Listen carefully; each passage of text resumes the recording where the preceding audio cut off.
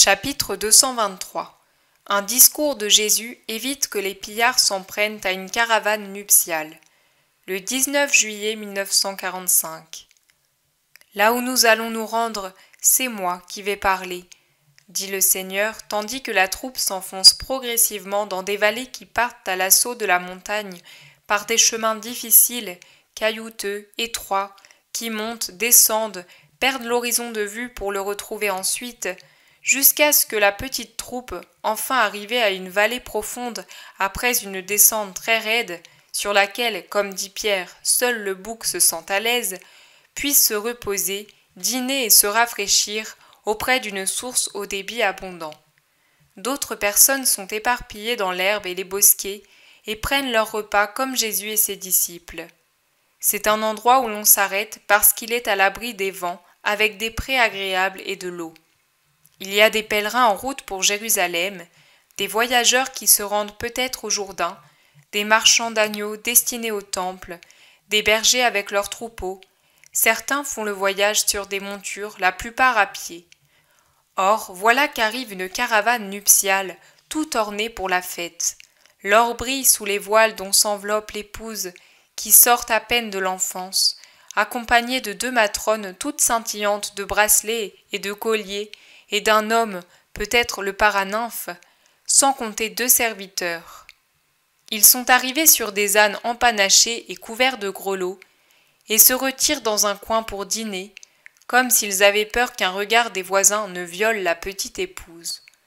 Le paranymphe, ou peut-être un parent, monte la garde, l'air menaçant, pendant que les femmes mangent.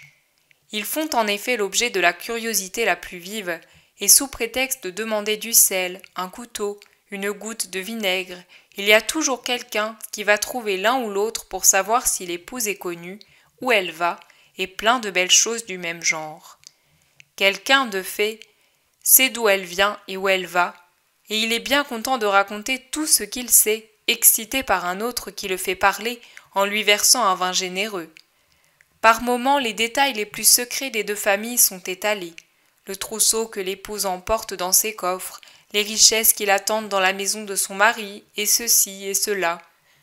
On arrive ainsi à savoir que l'épouse est la fille d'un riche marchand de Jopé, et qu'elle va épouser le fils d'un riche marchand de Jérusalem, et que l'époux l'a précédé, pour décorer la maison nuptiale, vu l'imminence de son arrivée, et encore que celui qui l'accompagne, l'ami de l'époux, est lui aussi fils d'un marchand, Abraham, qui travaille les diamants et les bijoux, alors que l'époux est orfèvre, et le père de l'épouse marchand de laine, toiles, tapis et rideaux.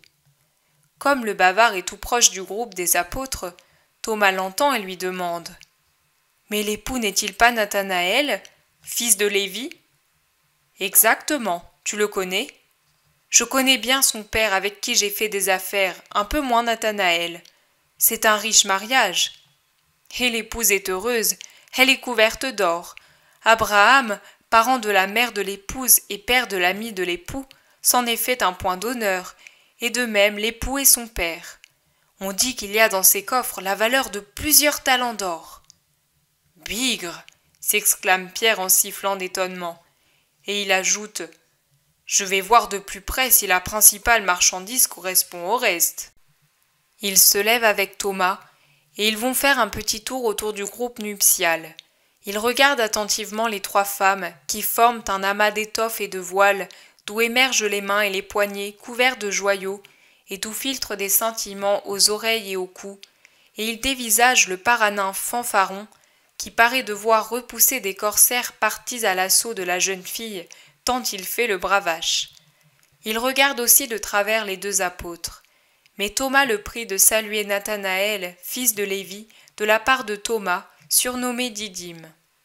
Et la paix est faite, si bien faite que pendant qu'il bavarde, la petite épouse trouve le moyen de se faire admirer en se levant de façon que le manteau et le voile tombent et qu'elle apparaisse dans toute sa grâce physique et vestimentaire avec sa richesse d'idole. Elle peut avoir 15 ans tout au plus, et de ses yeux malicieux. Elle fait la belle, malgré la désapprobation des matrones. Elle défait ses tresses et les réajuste à l'aide d'épingles précieuses. Elle serre sa ceinture ornée de pierreries, délace, ôte ses sandales et les remet bien serrées par des boucles en or, et entre-temps trouve le moyen de montrer sa magnifique chevelure noire, ses belles mains et ses bras gracieux, sa taille fine, sa poitrine et ses hanches bien formées, son petit pied parfait et tous ses colliers qui tintent et brillent aux dernières lueurs du jour et aux flammes du premier feu de bois. Pierre et Thomas reviennent. Thomas dit « C'est une belle enfant. » Et une parfaite coquette. Elle sera. Mais ton ami Nathanaël apprendra bien vite que quelqu'un lui tient le lit au chaud, pendant que lui il tiendra l'or au chaud pour le travailler. Et son ami est un parfait imbécile. Il l'a bien confié, sa petite épouse, achève Pierre en s'asseyant parmi ses compagnons. L'homme qui faisait parler l'autre imbécile ne m'a pas plu, bougonne Barthélemy. Quand il a appris tout ce qu'il voulait savoir, il est parti du côté de la montagne. C'est un mauvais endroit, et c'est un temps idéal pour les coups de main des brigands. Nuit de lune, chaleur épuisante, arbres couverts de feuilles. Cet endroit ne me plaît pas. Il valait mieux poursuivre notre route. Et cet imbécile qui a révélé tant de richesses, et cet autre qui joue au héros et au gardien devant les ombres, et qui ne voit pas les corps réels. Eh bien, je veillerai sur les feux. Qui vient avec moi? Dit Pierre. Moi, Simon, répond Simon le Zélote. Je résiste bien au sommeil. Plusieurs, surtout des voyageurs isolés, se sont levés et sont partis par petits groupes. Ils restent des bergers avec leurs troupeaux, la troupe nuptiale, celle des apôtres ainsi que 3 marchands d'agneaux qui dorment déjà. La petite épouse, elle aussi, dort avec les matrones sous une tente montée par les serviteurs. Les apôtres se cherchent une place. Jésus s'isole pour prier. Les bergers font un grand feu au centre de l'emplacement où ils se trouvent. Pierre et Simon en font un autre sur le sentier escarpé, par lequel s'est éclipsé l'homme qui a donné des soupçons à Barthélemy. Les heures passent, et ceux qui ne ronflent pas somnolent. Jésus prie. Le silence est total. La source semble se taire elle aussi, elle qui resplendit sous les rayons de la lune déjà haute dans le ciel et qui éclaire parfaitement le campement, alors que les pentes restent à l'ombre sous les feuillages épais.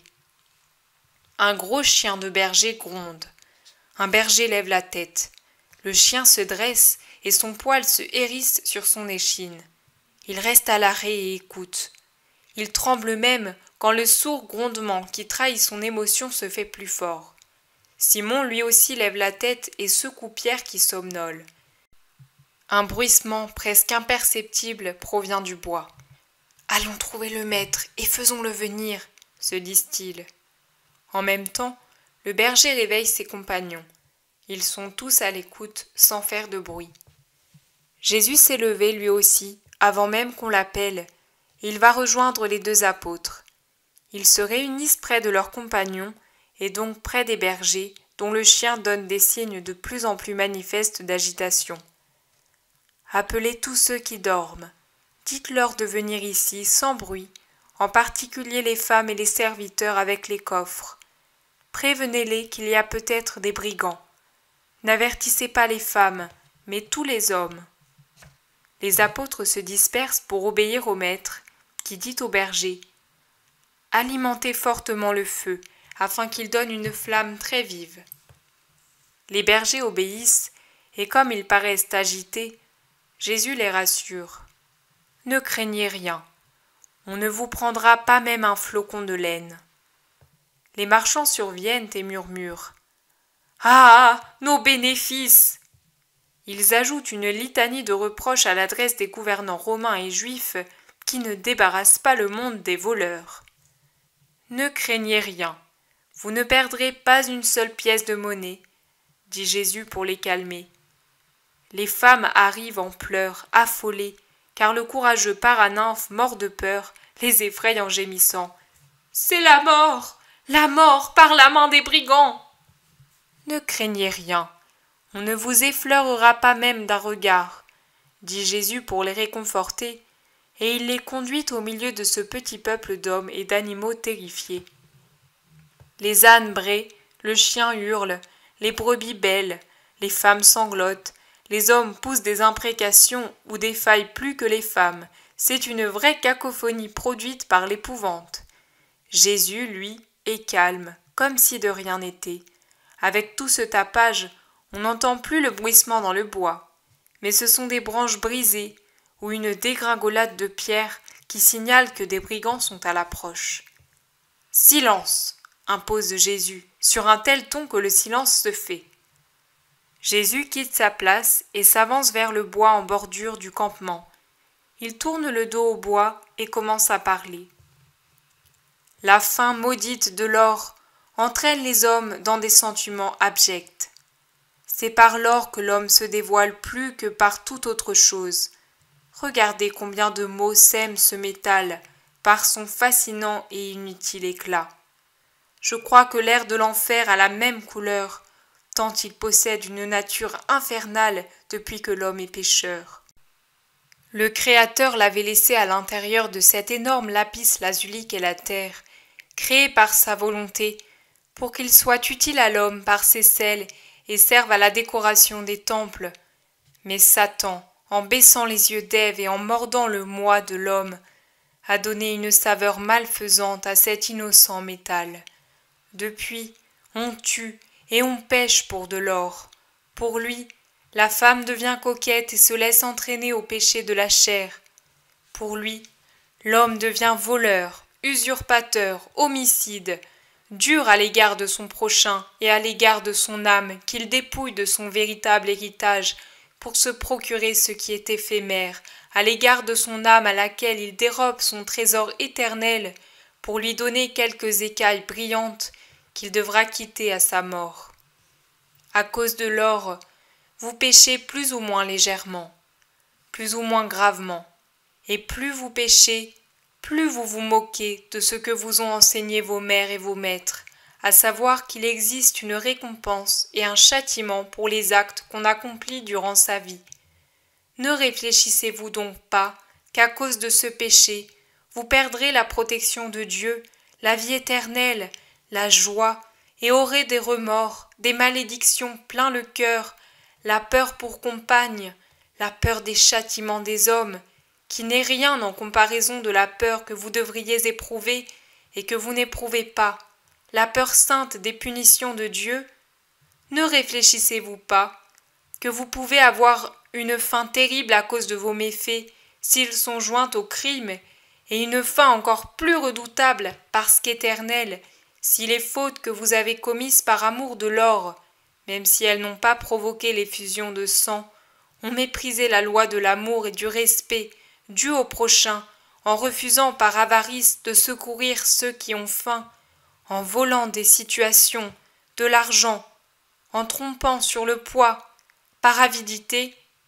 Non, vous n'y pensez même pas. Vous dites « ce sont des idées folles, je les ai écrasées sous le poids de mon or, et elles n'existent plus. » Or ce ne sont pas des idées folles, c'est la vérité. Ne prétendez pas, une fois que je serai mort, tout sera fini. Non, tout commence. L'autre vie n'est pas, comme vous l'imaginez, un abîme sans pensée et sans souvenir de ce que l'on a vécu, ni sans aspiration vers Dieu. Ce sera une pause dans l'attente de la libération par le Rédempteur. L'autre vie est une attente bienheureuse pour les justes, une attente patiente pour ceux qui ont à expier, une attente affreuse pour les damnés. Pour les premiers dans les limbes, pour les seconds au purgatoire, pour les derniers en enfer. Et alors que pour les premiers l'attente cessera avec l'entrée aux cieux à la suite du Rédempteur, pour les seconds après cette heure, l'attente sera réconfortée par l'espérance. Pour les troisièmes, elle assombrira la terrible certitude de leur malédiction éternelle. Pensez-y, vous qui péchez, il n'est jamais trop tard pour se repentir. Changez, par un vrai repentir, le verdict qui est en train de s'inscrire aux cieux pour vous. Que le shéol soit pour vous non pas l'enfer, mais une attente pénitente, au moins cela, grâce à votre volonté. Non pas l'obscurité, mais un crépuscule. Non pas déchirement, mais nostalgie. non pas désespoir, mais espérance. Allez, ne cherchez pas à lutter contre Dieu, il est le fort et le bon. Ne méprisez pas le nom de vos parents. Écoutez le gémissement de cette source, un gémissement semblable à celui qui brise le cœur de vos mères quand elles vous savent assassin. Écoutez la plainte du vent dans cette gorge. Elle semble menacer et maudire, tout comme votre père vous maudit pour la vie que vous menez. Écoutez comment le remords crie dans vos cœurs.